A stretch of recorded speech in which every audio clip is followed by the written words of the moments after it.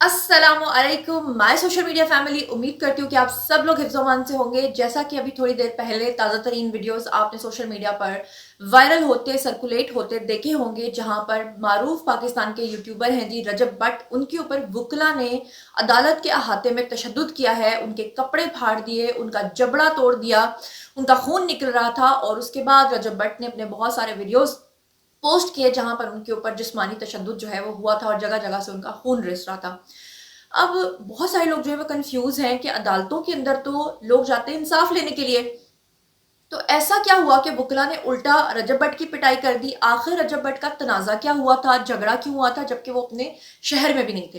तो ये पूरा मामला, पूरी कहानी क्या है, ये झगड़ा शुरू कैसे हुआ, और सबसे बड़ी बात ये कि रजब बट जिस केस की वजह से पेशी के दौरान वहां पर थे, वो केस इटसेल्फ अपने अंदर एक बहुत ही खतरनाक केस है।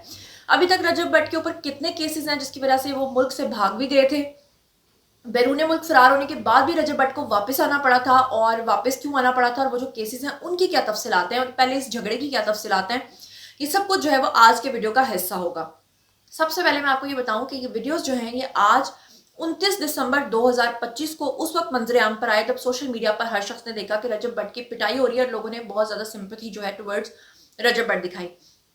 बेसिकली बहुत सारे लोग समझ रहे हैं कि रजब बट क्योंकि लाहौर वापस आ गए हैं तो शायद ये झगड़ा जो है ये लाहौर की अदालत के अंदर हुआ है, तो नहीं, ये झगड़ा बेसिकली कराची सिटी कोर्ट की जो अदालत का अहाता है वहां पर पेश आया है। और वहां पर वुकला के एक जत्थे ने मुनज़्ज़म तरीके से रजब बट को तशद्दुद का निशाना जो है वो बनाया है। अब हुआ क्या, सोशल मीडिया पर यूट्यूबर रजब बट को कराची सेशन सिटी कोर्ट के अंदर पेशी के दौरान जो है वो एक वुकला का ग्रुप जो था उसने जिस्मानी तौर पे असॉल्ट उस वक्त किया कि पहले तो वो रजब बट जब अदालत में पेश हुए थे वो उनके साथ चलता गया, फिर वो आर्ग्यू करता गया, वहां से मामला जो है वो तशद्दुद तक पहुंच गए और वाकया जो है वो अदालत के अंदर हुआ है। कानून बनाने वालों ने और कानून का इंसाफ दिलाने वालों ने कानून को खुद ही अपने हाथों में लिया, उस शख्स की अच्छी खासी पिटाई की जिसको हम कंडेम करते हैं। अब ये बेसिकली रजब बट जो है ये कराची में कर क्या रहे थे और कराची करने क्या गए थे। बेसिकली आपको पता है कि इनके ऊपर एक केस बना हुआ है तौहीन मजहब का। उस केस की पेशी और उसकी समाअत के लिए ये वहां कराची सिटी कोर्ट के अंदर जो है वो पेश हुए थे। अब बात कर लेते हैं तशद्दुद की वजूहात की। कुछ वकला का ये दावा है, वो वकला खासतौर पर जिन्होंने तशद्दुद किया है, उनका कहना यह है कि रजब बट ने उनके खिलाफ एक वीडियो बनाई थी जिसमें रजब बट ने उनको धमकियां दी थी। रजब बट ने लीगल कम्युनिटी के खिलाफ नाजेबा अल्फाज इस्तेमाल किए थे, तनकीद की थी और उनके खिलाफ तौहीन आमेज अल्फाज इस्तेमाल करने के बाद वकला के जो जज्बात थे वो भड़क उठे और इस वजह से जब ये वहां पर अहाते में गए तो इनके साथ उनकी बहस हुई और बहस के बाद वहां पर हाथापाई शुरू हो गई। बेसिकली वकला का कहना यह था कि हमने रजब बट को सबक सिखाया है। अच्छा, अब किस चीज का सबक सिखाया है और रजब बट ने ये जो वकला है इनके खिलाफ ऐसे कौन से तौहीनामेज अल्फाज इस्तेमाल किए थे, उसकी तफसीलात जरा सुनिएगा। बेसिकली ये एक शख्स था जो कि एक वकील था, उसने सबसे पहले रजब बट के ऊपर ये केस किया था तौहीन मजहब का। उसके बाद रजब बट ने उस शख्स को बुरा भला कहा था और क्या कहा था मैं चाहती हूँ कि आप जरा सुनिए कि क्या कहा था। कराची वाले वकील साहब की कहते हैं कि हमने नाम भी ईसीएल में डलवा दिया, हमने पासपोर्ट भी ब्लॉक करवा दिया, हमने उसको यूके से लाहौर भी बुला लिया। वकील साहब आपको बात बताऊं, ना आपकी इतनी वर्थ है और ना आप इतने कैलिबर के मालिक हैं कि आप मुझे यूके से लाहौर बुला सकें, आप मेरा पासपोर्ट ब्लॉक करवा सकें, आप मेरा नाम ईसीएल में डलवा सकें। फर्स्ट ऑफ ऑल मेरा नाम ईसीएल में नहीं पीसीएल में था, पासपोर्ट कंट्रोल लिस्ट, और वो हमारी स्टेट ने डलवाया था क्योंकि वो राइट रखते हैं। आपकी इतनी औकात नहीं है कि आप ये सारा कुछ कर सकते। ये झूठी जो है ना वो डैशबाजियां छोड़ दें, ठीक है। मुझे तो आप वकील भी नहीं लगते, समझ लगी है। जो आपका गेटअप होता है, जिस तरह से आप खुद का मावा खा के बैठे होते हैं ना, आप मुझे वकील भी नहीं लगते। मैं सिर्फ आया हूं कराची, ना आप मुझे 6 माह पहले बुला सकते थे, ना आप मुझे अब बुला सकते थे।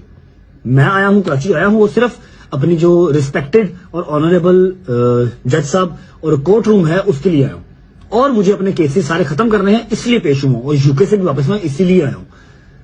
आप ये जो है ना झूठे टैरम डालना छोड़ दें कि मैंने उसको यूके से बुला लिया, मैंने उसका पासपोर्ट ब्लॉक करवा दिया, मैंने उसका नाम ईसीएल में डलवा दिया। आपको तो यही नहीं पता कि मेरा नाम ईसीएल में है या पीसीएल में है, समझ लगी। मुझे अपने लॉ एंड ऑर्डर पे यकीन है, मुझे लाहौर में भी हर चीज क्लियर मिली है, यहां पर भी मिल जाएगी। आपको मैं देख लूंगा कितने का आप जोगे हैं, आप कितनी की सजा करवाते हैं, जो कि आपके हाथ बस की बात नहीं है। जी, आपने सुन लिया। अब ये बहस जो है वहां से चल निकली। अगले बंदे ने जनाब वो क्या कहते हैं खुन्नस पाल के रखी हुई थी, वो इंतजार कर रहा था कि ये आएगा और फिर मैं इसकी पिटाई करूंगा। और इस पूरे मामले के अंदर जैसे कि मैंने आपको बताया कि उनका जबड़ा मुंह जो है वहां से खून तक निकला, शर्ट फट गई, गला जो है खींचने की कोशिश की। और मुतासरा शख्स जो है इनके साथ एक और भी था। रजब भट्ट तो हाईलाइट हो गए, इनके साथ एक और टिकटॉकर था जिसका नाम है जी नदीम नानी वाला, जो इनके साथ यूके से वापस पाकिस्तान आया था। बाद में जब ये कटी फटी हालत में मार खा के अदालत पहुंचे तो अदालत ने जनाब अबूरी जमानत, इनकी जो इंटरिम बेल होती है, उसको 13 जनवरी 2026 तक जो है वो बढ़ा दिया। अब वकला और कानूनी रद्दअमल जो सामने आया है उसकी जो तफसीलात है मैं आपको वो बताती हूँ। बाज वकला जो हैं उन्होंने कहा कि रजब भट्ट को उनका वादा दिलाया, याद दिलाया और कहा यानी कि कुछ वकला जिन्होंने ये तशद्दुद किया उनका कहना ये था कि हमने रजब भट्ट को उसका वादा याद दिलाया है। कौन सा वादा? वही वादा जो वो कह रहा है वीडियो के अंदर कि तुम लोग मेरा कुछ नहीं बिगाड़ सकते हो। रजब भट्ट के वकील ने इस वाक्य को, जो रजब भट्ट का अपना वकील है जो उनको उनका दिफा कर रहा है, उसने इस पूरे मामले को गैर पेशा बनाना और कानून हाथ में लेने जैसा अमल जो है वो करार देते हुए इसकी मजम्मत किया। ऑब्वियसली उनके अपने वकील ने तो मजम्मत करनी थी। चलिए अब मैं आपको बताती हूँ केस की नोयत, जो इस वक्त बड़ा खतरनाक केस रजब भट्ट के ऊपर बना हुआ है। लेकिन आप लोग ये भी तो जानते हैं कि मतलब आप लोगों ने कमेंट सेक्शन में मुझे जरूर बताना है कि क्या वकला को ये मादर पिदर आज़ादी होती है कि वो किसी को भी कहीं पर भी पकड़ के मारते हैं। मैं इस बात को मानती हूँ कि रजब भट्ट हद से बढ़ गया हुआ इंसान है। मैं मानती हूँ कि रजब भट्ट के ऊपर आज जितनी भी मुसीबतें आ रही हैं वो उसकी अपनी पाली हुई हैं। और रजब भट्ट जो है वो हमेशा लोगों को तज़हीक का निशाना बनाता है, लोगों को नीचा दिखाता है और उनके बारे में थर्ड क्लास स्टेटमेंट्स देता है। अभी थोड़े दिन पहले एक टिकटॉकर जो है, मेल टिकटॉकर था जो कि जन्नत मिर्जा का एक्स था, उसने भी एक वीडियो बयान जारी किया जिसमें रजब भट्ट ये कह रहा था कि तुम मेरी नकल उतारते हो, मेरे जैसी चादर लेकर आ जाते हो, मेरे जैसे कपड़े पहनते हो। यानी रजब भट्ट खुद को पता नहीं कौन सा गैलेक्सी का सुपरस्टार समझता है। और उस शख्स ने ये कहा कि अगर अल्लाह ने तुम्हें भूखेपन से थोड़ा पैसा दे दिया है तो तुम इस तरह की हरकतों से बाज आ जाओ और इस तरह की डेरोगेटरी रिमार्क्स लोगों के बारे में पे ना किया करो। लेकिन दूसरी तरफ अगर कोई कानून को हाथ में लेके किसी की पिटाई करता है या कानून हाथ में लेता है तो उसको भी कंडेम किया जाना चाहिए। अब रजब भट्ट के खिलाफ जो इतने खतरनाक केसेस बने हुए हैं जिसकी वजह से इसको पाकिस्तान से भागना तक पड़ गया था, उसमें तौहीन मजहब यानी ब्लास्फेमी का केस दर्ज है और उस पर इल्ज़ाम है कि उसके उसने सोशल मीडिया के ऊपर अवाम के जज्बात, मजहबी जज्बात को भड़काया था। इस मुकदमे की उसको अबूरी जमानत यानी कि इंटरिम बेल जो है वो मिल गई है। अब ये केस शुरू कैसे हुआ था? इस केस की शुरुआत जो है वो बेसिकली एक एफआईआर से हुई थी जो कि हैदरी पुलिस स्टेशन कराची का जो है वहां पर ये दर्ज की गई थी। अब ये झगड़ा यहाँ से शुरू हुआ था कि जो शिकायत कुनिंदा था जिसने रजब भट्ट के खिलाफ ये केस किया था वो खुद एक वकील है जिसके खिलाफ ये बोल रहा था रजब भट्ट। उसका नाम है जी वकील रियाज अली सोलंकी। उसने दावा किया था कि रजब भट्ट ने एक वीडियो में उसके खिलाफ ये सारे जुमले इस्तेमाल किए हैं जो कि मैंने आपको सुनवाए हुए हैं। पहले 2025 में उसके खिलाफ तौहीन मजहब और पिका साइबर क्राइम कवानीन के तहत जो मुकदमा दर्ज हुए थे उसमें पिका का कानून उसके ऊपर लगा था। उसके अलावा 295A IPC उसके तहत उसके खिलाफ मुकदमा जो है वो दर्ज हुए। और ख़ास तौर पे आपको पता होगा कि वो एक शख्स था सिद्धू मूसेवाला जिसको मार दिया गया था। अब ये जो सिद्धू मूसेवाला था ये 295C नाम का एक परफ्यूम जो है वो लॉन्च पता नहीं करके बैठा हुआ था। ये शख्स जो है रजब भट्ट ये उससे मुतासिर होकर 295C के नाम का परफ्यूम लॉन्च कर रहा था, जबकि आपको पता है कि 295C उसके ऊपर लगती है जो तौहीन मजहब करता है। इसी वजह से इसको रातों रात यहाँ से भागना पड़ा था। तो अब जनाब समाज के दौरान तौहीन मजहब के केस में उसको अबूरी जमानत तो मिल गई है, लेकिन ये जो इसके ऊपर इतनी खतरनाक दफात लगाई गई हैं ये हैं क्या, मैं सादा अल्फाज में आपको समझाती हूँ। यानी कि अगर कोई शख्स जानबूझकर, बोलकर, लिखकर, वीडियो या तस्वीर के जरिए किसी मजहब, मजहबी शख्सियत, इबादत या अकीदे की तौहीन करता है और उससे लोगों के मजहबी जज्बात भड़कते हैं तो उसके ऊपर 295A लगता है जो कि इस वक्त रजब भट्ट के ऊपर लगा हुआ है। इसकी सजा जो होती है वो 2 साल से लेके 10 साल के दरमियान होती है और इसमें पैसों का जुर्माना भी होता है। और बाज़ दफ़ा क्या होता है कि एक चीज़ यानी कि जुर्माना कर दिया जाता है या फिर बाज़ दफ़ा सजा दे दी जाती है और बाज़ दफ़ा दोनों चीज़ें जो है वो लग जाती हैं। लेकिन इसके अंदर इंटेंशन देखी जाती है यानी आपकी नीयत देखी जाती है। अगर वकला को, जज साहब को लगता है कि नीयत ठीक नहीं थी, ये जानबूझकर किया गया है, तो फिर ये दोनों चीजें जो हैं वो उस शख्स के ऊपर जो है वो लग सकती हैं। दूसरा जो उनके ऊपर पेका का कानून लगा है, prevention of electronic crimes act, ये साइबर क्राइम का कानून है। सादा अल्फाज में अगर कोई शख्स social media, YouTube, Facebook, TikTok, WhatsApp, x, Twitter कहीं पर भी आकर नफरत अंगेज, काबिल एतराज, मजहबी या समाजी इंतशार फैलाने वाला, हरासानी या इश्तियाल अंगेज मवाद जो है वो शेयर करता है, तो उसके ऊपर पीका के तहत जो है वो केस बन जाता है, जो कि इस वक्त रजब बट के ऊपर बना हुआ है। इसके ऊपर जो आम दफात लगती हैं उसमें इज्जत नफ्स को नुकसान पहुंचाना सेक्शन 20, नफरत या इश्तियाल अंगेज चीजों को फैलाना सेक्शन 24, काबिल एतराज ऑनलाइन मवाद नशर करना सेक्शन 37, जिसमें आपको जुर्माना भी हो सकता है, आपको कैद जो है वो कई साल तक हो सकती है, और सोशल मीडिया अकाउंट्स आपके ब्लॉक किए जा सकते हैं, या आपका वो जो मवाद है जो आपने अपलोड किया था उसको हजफ किया जा सकता है।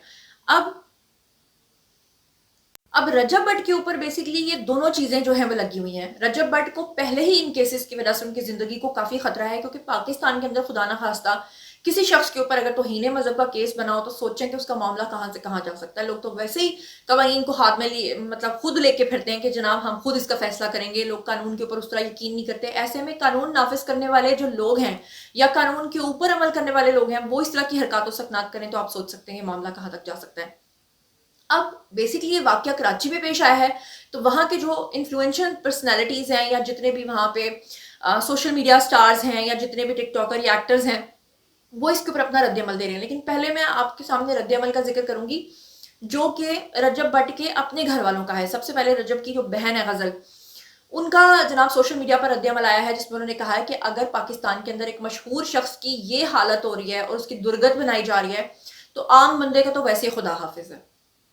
रजब की जो वाइफ है ईमान, उनका एक सोशल मीडिया प्लेटफॉर्म के ऊपर जो है वो मैसेज आया है जहां पर उन्होंने कहा है कि उनको अपने शोहर के लिए इंसाफ चाहिए और अगर इंसाफ ना मिला तो उनका कानून से ही जो है कानून इम्प्लीमेंट करने वाले इदारों से ही एतबार उठ जाएगा। इसके बाद जनाब एक हमारे एक्टर हैं, प्रोड्यूसर हैं यासिर हुसैन, उन्होंने भी इस पूरे मामले के ऊपर रद्दमल देते हुए लिखा है ज्यादती है यार, यानी उस बंदे के साथ ज्यादती हुई है। अच्छा, फिर इसके बाद अहमद अली बट हैं, उन्होंने बड़ा जबरदस्त किस्म का एक मैसेज लिखा है जिसमें उन्होंने क्या लिखा है मैं आपको एग्जैक्टली पढ़ के सुनाती हूँ। उन्होंने अहमद अली भट्ट ने लिखा, व्हाट मैडनेस इज दिस, ये क्या बेवकूफाना काम है, to beat a person in broad daylight, that to in a place of law and protection and to make videos, कि आप दिन दिहाड़े एक शख्स को मारें और फिर आप उसके वीडियोस भी बनाएं, while you also take just to prove that you were there, सिर्फ ये बताने के लिए कि आप वहां थे, और how low we have fallen as human as a nation. उन्होंने कहा कि हम इंसान होने के नाते और एक नेशन, एक कौम होने के नाते कितनी इखलाकी गिरावट का शिकार हो चुके हैं। और ये जो उन्होंने कहा अहमद अली भट्ट ने, इससे मैं बिल्कुल इत्तेफाक करती हूँ, उन्होंने बिल्कुल सही कहा। मुआज सफदर एक यूट्यूबर हैं, उनका ताल्लुक भी कराची से है, उन्होंने भी इसके ऊपर रद्दमल दिया है। क्या कहा है, हैव अ लुक। लॉ का गलत इस्तेमाल किया गया है, जो कि रजब भट्ट की न्यूज़ है। पहली बार मुझे बुरा लगा और बहुत शेमफुल बात है ये कि इस तरह नहीं होना चाहिए था। सिंपल यही है कि कानून को हाथ में नहीं लेना चाहिए था। अगर कोई आपको चीज़ किसी की बुरी लगती है तो उसको कानूनी तौर पर हल किया जाए, ना कि उसके साथ पर्सनल ग्रज निकाला जाए। तो मुझे बहुत ही सैड लगा और मैंने बस वीडियो बना दी वाली। लाइक क्या क्या बोल सकते, लिटरली सैड है भाई।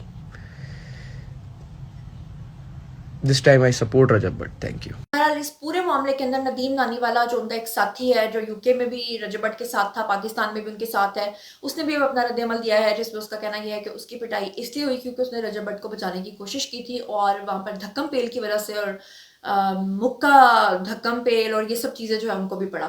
तो बात यह है कि क्या ये चीज़ जस्टिफाइबल है, और आपको क्या लगता है कि कोई भी शख्स किसी भी हालत में बैठकर अपने घर से कोई भी वीडियो बनाकर उसमें किसी को भी ललकारता है, पुकारता है, डेरोगेटरी रिमार्क्स पेश करता है, फिर उसके बाद सामने वाला उसका बदला लेता है, फिर वो सिंपैथी लेता है, दूसरा जो है वो जालिम के करार पाता है, तो क्या आपको लगता है कि ये हरकतें की ही जानी चाहिए, या आपको लगता है कि वकीला ने गलत किया है, या आपको लगता है कि किसी और तरीके से भी मामला सेटल हो सकता था? जो कुछ भी आप सोचते समझते हैं कमेंट सेक्शन में आइए, शेयर कीजिए, पर्सनली जवाब दूंगी। मजीद खबरें, ब्लॉग्स, इंटरव्यूज और साथ तस्वीर जानने के लिए और मेरे साथ कनेक्टेड रहने के लिए चैनल को सब्सक्राइब कर लीजिएगा। अपना बहुत बहुत ख्याल रखिएगा। अल्लाह ने के बाद।